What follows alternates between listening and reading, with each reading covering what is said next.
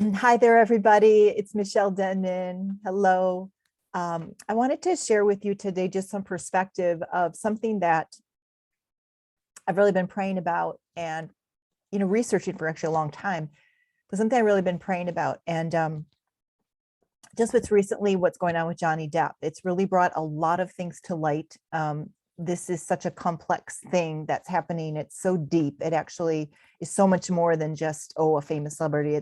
It's so much deeper of what's going on with Johnny Depp and the fact that this is being seen, because you think like, why is this on TV? Why is the whole world watching this? It's become popular, and it's not just because of the fame. It's a lot of people say, oh, well, he's just a celebrity, but it's so much deeper than that. And I wanted to just share with you some wisdom, things God has showed me about what's going on there and just how to learn, because one thing, God is, he's not just in the church. Everyone sometimes just thinks like God is over here in a box, like God just is in church. And it's so much bigger than that. The breadth and depth of God expands throughout culture and throughout actually the whole world. And so when things happen, God is in it. He cares. And why does he care? Because he loves his creatures. He loves the people he created, and he loves Hollywood. He loves the people. Maybe not what it stands for. What I mean is he loves the people. It's not so much the evil, but he loves the people. Okay. And I wanted to share some wisdom and nuggets that God gave me and what this is all bringing to light, because it's bringing a lot to light, more than people even understand. And so what there is in the entire consciousness of the world, there's a shadow. There's like a collective darkness. It's a shadow side of people. You can call it sin. It's sin, really, is what it is. It's sin. I'm just trying to make it so it's really easy to understand, but it's sin, right? So there's this kind of collective ego or collective shadow, if you will, which is the dark side. So it's the darkness. It's evil. It's everything not good, right? Everything opposite of light. And what's happening right now, and I feel the Holy Spirit as I'm telling you this, and I really feel the Lord on this to give you some wisdom and understanding of what is actually happening, because it's actually pretty massive. And so, and I do feel the Holy Spirit on it right now. I mean, I really feel it as I'm talking to you. So, so there's this collective, it's almost the unconscious in a way. It's like, it's a shadow. It's the sin nature. And what we see playing out right now is exposure. So there's a lot of exposure that we don't actually see right now. There is a lot that's hidden that's coming to light. So the Bible says in Luke, that everything hidden will come to light. Everything, that has been hidden shall be exposed. So that's happening. And what's happening with this in the collective is the exposing of abuse, which is deep. It's very deep. Now, on some level, whether people are aware of it or not, on some level, there has been hidden abuse or overt abuse. I mean, there's covert and overt, and we'll talk kind of more about that, but there's been hidden abuse. There's been overt abuse. That's, obvious. Sometimes it's hidden, sometimes it's obvious. But in the deep shadow of what's been happening, the specific abuse that's being highlighted right now is the exposing of child abuse, neglect, crimes against humanity in a way. Things that have happened to children, things that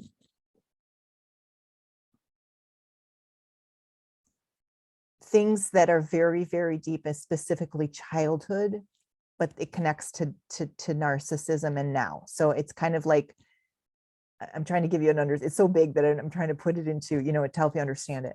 So this case in particular is showing, number one, what Hollywood can do to somebody. I mean, you can see what Hollywood can do to destroy somebody. A lot of times celebrities, they are drawn to the spotlight. They're drawn to be famous, coming from an unconscious place, oftentimes from trauma, like of wanting love, not consciously, not a lot of people like, oh, I just want to go be famous because I want to be seen. And some people really aren't, just for fame. I mean, even Johnny Depp has said that, like, he just wanted to do his music. Really, he wanted to be a musician. That was his first love, was music. But what can happen is either it's conscious or unconscious. People are drawn to be seen or be in the spotlight. And it's really to heal kind of some of these wounds, the childhood wounds, whether they realize it or not, but it's really, wanting love on a deep level. It's really deep, actually. It runs really deep. So it's like a deep need for adoration, a deep need for affection, a deep need for love, kind of approval. So with the situation that's happening right now is a lot of people, and I've been hearing this actually and reading stories about people, like as he's being so vulnerable, because it takes massive vulnerability, because Johnny's a very private person. And so it takes massive vulnerability to actually, tell the world, and he's having to do this because I don't know if you know the whole story or not, but he has to save his life right now for a lot of reasons. And it's mostly for his children, actually, because of his reputation, but he's innocent. He's actually very innocent, but this is just kind of giving us kind of the background. So he's being very, very vulnerable and very honest about his suffering and what he went through as a child. And it's not to go, poor me. It's really, a lot of people, they think, well, he's not saying like, poor me, feel sorry for me, and look at how bad my life is. That's not really where it's coming from. What it's showing the world, and a lot of people I've heard in dialogues, and I've seen people say, wow, it helps me to see my own stuff, So in a very vulnerable way, he's like, confessing, this is what happened to me. This has happened with my mother. I grew up and was tortured, verbal abuse and physical abuse. And my family moved 40 times before I was 18, 40 times. So there's no home. There was no safety, no stability. So he's really has been lost, he's like a really sweet soul and just kind of really lost. And so the abuse that's being highlighted right now is how unconscious or trauma or unprocessed, can be unprocessed anger, unprocessed stuff, unprocessed emotions, and how that, that unconscious trauma, you can go your whole life and never have dealt with it. And relationships often are going to be the biggest thing. It's often like the biggest thing that where it's going to come to the surface. And so Johnny, having had a mother who was kind of cruel, and those are his words, pretty cruel, having a mother that was very torturing and tormenting,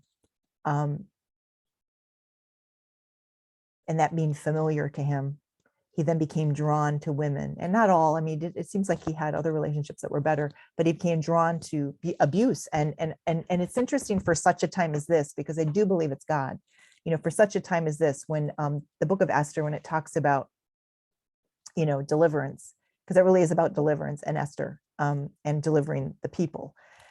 So for such a time as this, it's reached a place where Johnny, to save his soul, I believe it's his soul as well, like his soul needs to be saved, to save his life, his reputation, and also his career.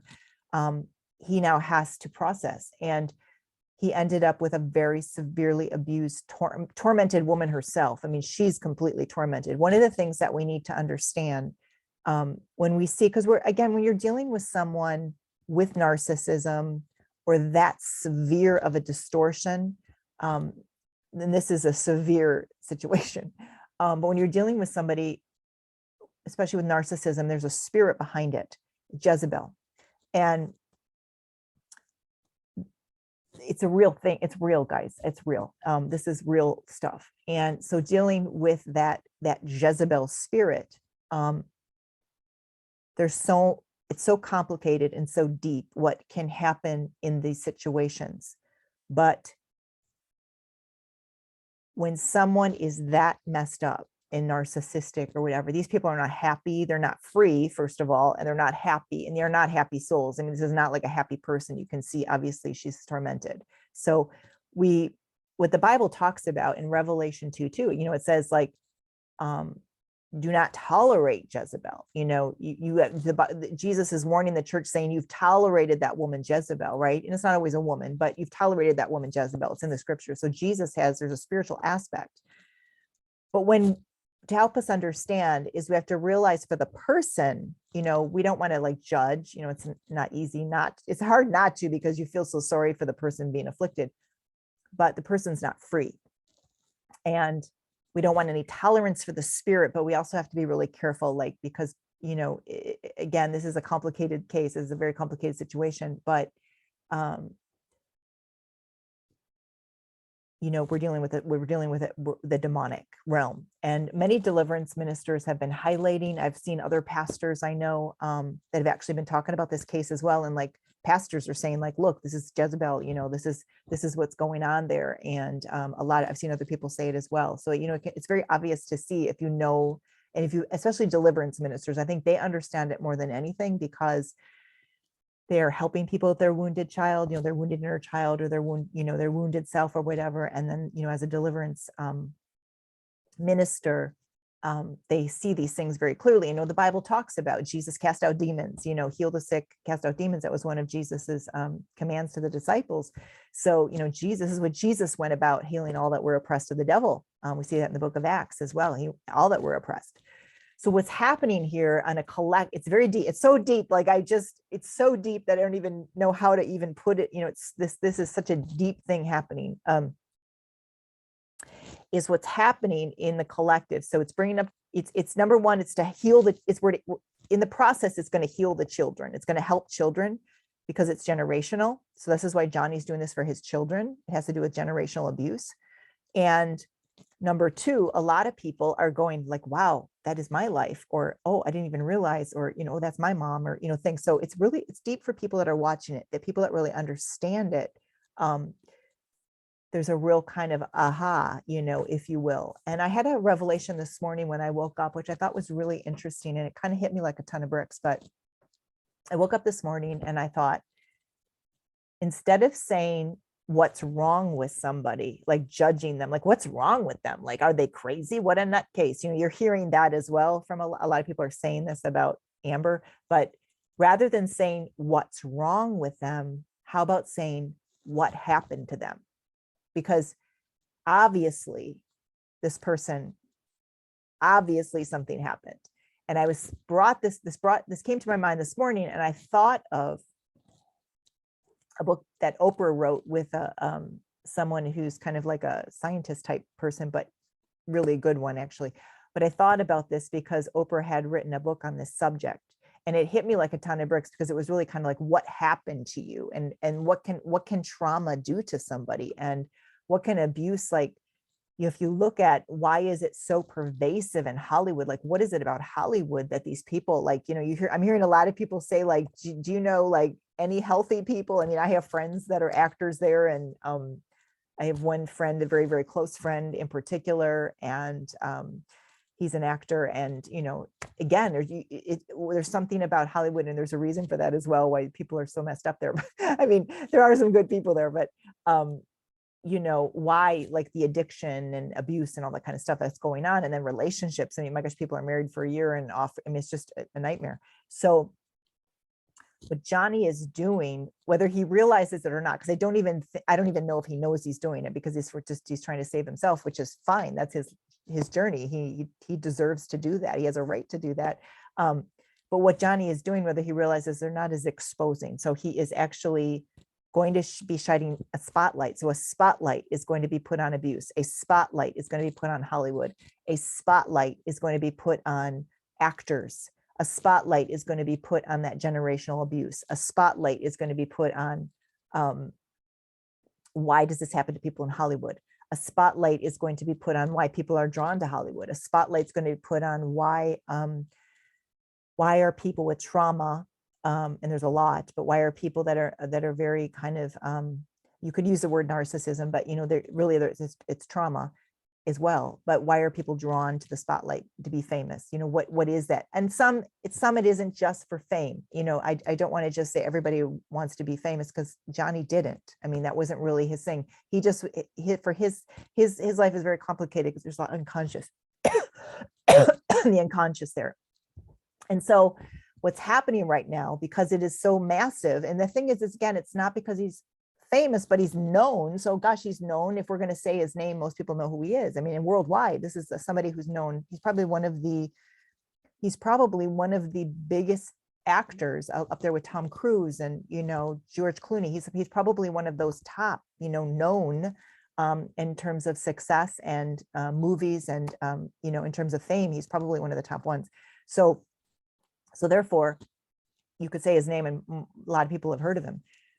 So the thing with that's happening with this whole thing is exposing. So think of it as just light and darkness. Light is shining. God is light shining. In fact, one of the things that happened, I'm so sorry, I have a tickle in my throat today. It's very dry, and I know I just normally don't get sick, but just today my throat is tickly. So I apologize for the coughing. It's just really dry today. But excuse me. Part of what is happening with the spotlight is that I literally have been praying, and when I had a really strong prayer about Johnny one night, and this last week, and I got up the next morning, and kid you not, I went online, and there was literally so Johnny, all this light was shining on him from the sun, and it was on nobody else. I mean, it was kind of almost peculiar in a way, because the entire room he was in was only on him, and it was this massive sunlight was beaming, and it was all over his face, it was all over his head, and it was like shiny. I even took a picture because I was like, oh my goodness, God, this is God, because it's the sun shining on Johnny. It just makes me want to cry, because it's like poor little guy, as I see him as like a little boy, poor little guy, but that's God, he loves him. And so I saw that light shining on him. And then God, it was like a sign, because it was the entire, there's all these people and it's only on Johnny. I mean, how weird is that? So that's what God is saying. And he wants us to see that right now, because it's not just him, but it's, happening right now. So God is shining his spotlight right now. His spotlight is on abuse. His spotlight is on trauma. His spot is on deliverance, because we really do need deliverance. This is not like,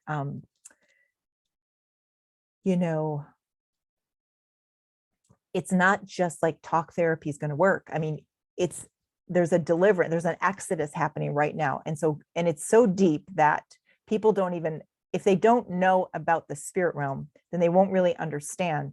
This is deep. This is very, very deep. It runs very, very deep into the unconscious, but it has to do with also our ancient foe, because we fight not flesh and blood.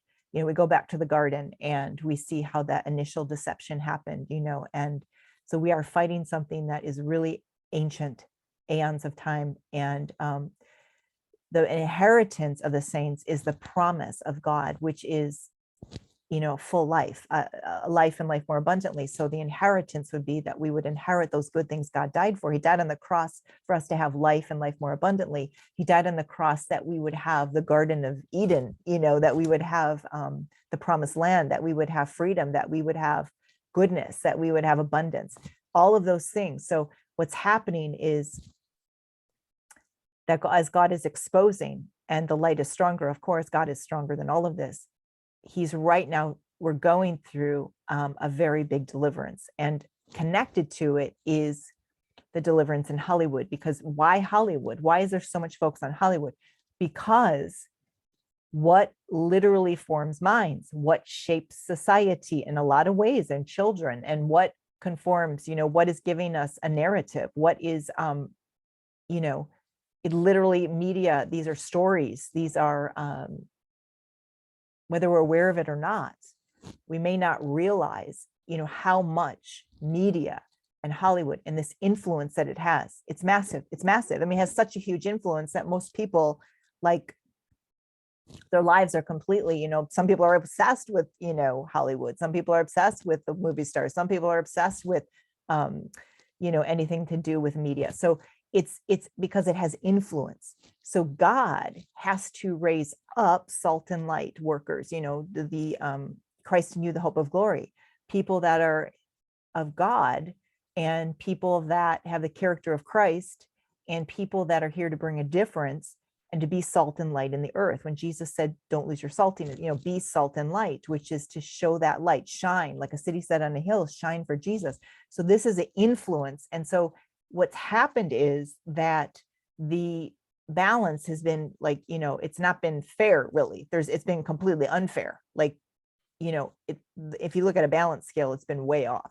So what's happening is God, in his mercy, because it's really his mercy from his throne, in his mercy is balancing to bring exposure to things of why do people do addictions? Why do they drink? Why do they suffer? Why are they overweight? Why are they in pain? Why are they sick? Why? I mean, this is all, you know, this is all in this because it's connected to our food supply, believe it or not, in terms of, the GMOs in the food. We don't even have a good soil. We don't have, it's really hard. Organic is more expensive, unless you build your own farm, which even that is under, there's so much going on right now. But we're really doing, and this is a massive movement right now. It's a massive movement. It's a massive deliverance of freedom and justice to bring us back to what did God intend? What did God intend? He meant us to have a good life. He meant us to be provided for. He meant us to have good soil. He meant us to have perfect sunshine and healthy air and skies, and to be free. So this is the time we're in right now. It's a deep process. It's a very deep process that's happening. But I'm grateful, and it's very few. It's not a lot. But I'm grateful for the chosen ones, the ones that I would say, and what I mean, not a lot, what I meant is that it's not that you're going to see always people. Johnny's he's rare in terms of that kind of Hollywood world. He's a rare one. And in terms of, he's not perfect, he's had a hard life, but he's a special soul. And this wouldn't be happening for somebody. He's different. Let's just put it that way. He's a special person. And so this is why it's having such a big focus on it. And there's a big focus on him, but it's also, the good thing about it as well, because we have been so,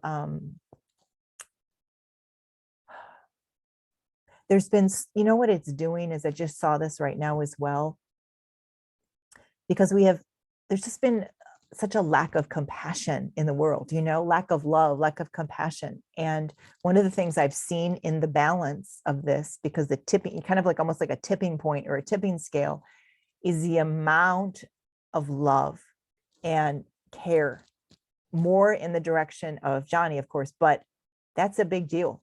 And it's not just worship, because it's not worship. I want you to understand that, because we're not talking about idols here in terms of, because we only, Jesus is our first love and we only worship him. This is more of, in terms of a light is what I'm seeing. There's a light in this, and it's to cast out some of these shadows. It's to cast out these shadows. And it matters because Jesus cares. I mean, the biggest thing about Jesus, I think, that people a lot of times don't understand, is it's not religious in terms of he's just in the church and just judging everyone. That's just such an old model. It's this God who is involved, this God that cares. And, this is the reason for all of this. And, if something is going on, and it doesn't matter who it is, when there's suffering, this is all over the scriptures. We see all over the scriptures of Jesus wept. Jesus had compassion on them. You see, when he was, in his whole life and earthly walk in the world, as he walked the earth, he had compassion. It says, he wept, his heart, it's because he had the love of the Father. So this is a really big deal right now of restoration. And the other thing this is restoration. Malachi 4:5-6, I will send you the prophet Elijah before the great and terrible day of the Lord. I'll restore the hearts of the father to the children, and the children to the fathers.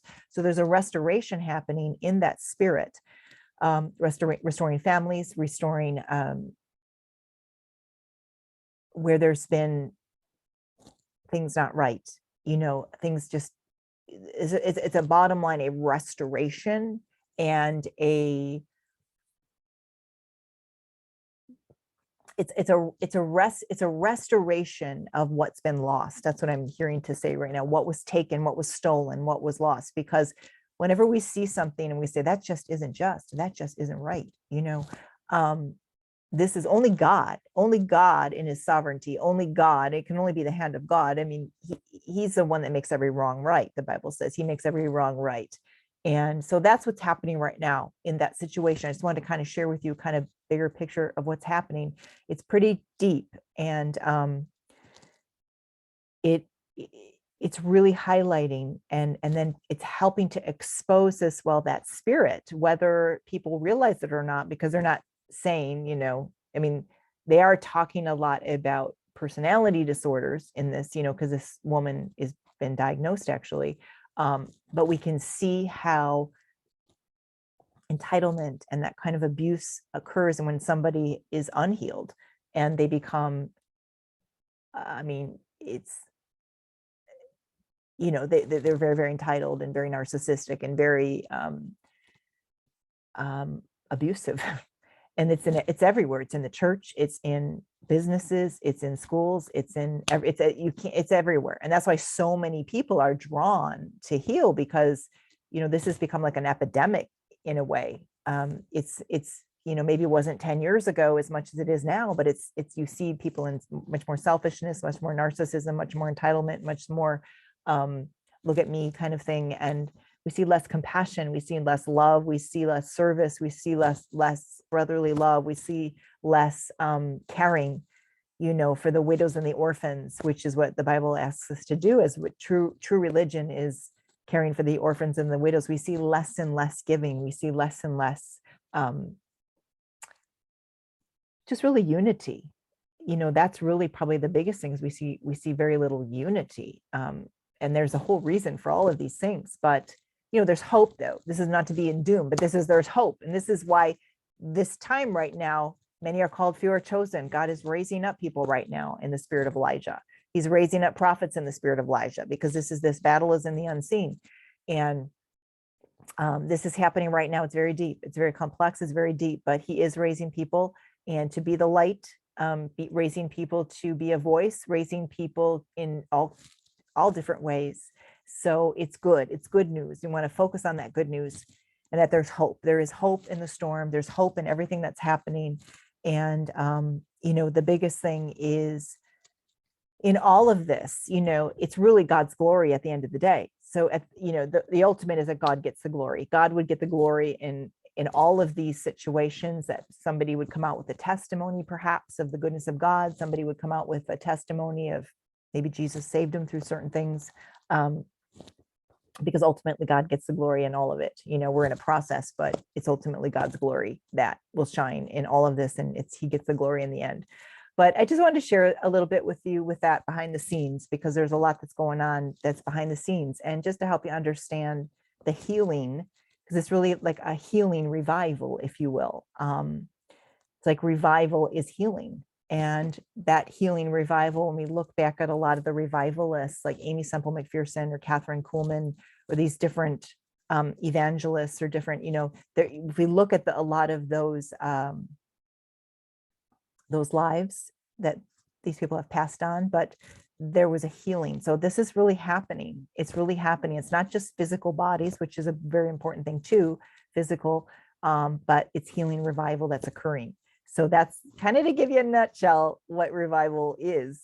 It's many, many things, but it's revival. So in the last days, he said, I will pour out my spirit and on all flesh. Joel 2, I will pour out my spirit on all flesh. So we're seeing it happen. Glory be to God. God bless you. Have a great day. Just wanted to give you a little insight on that, and have a great day. Take care. Bye-bye. God bless you.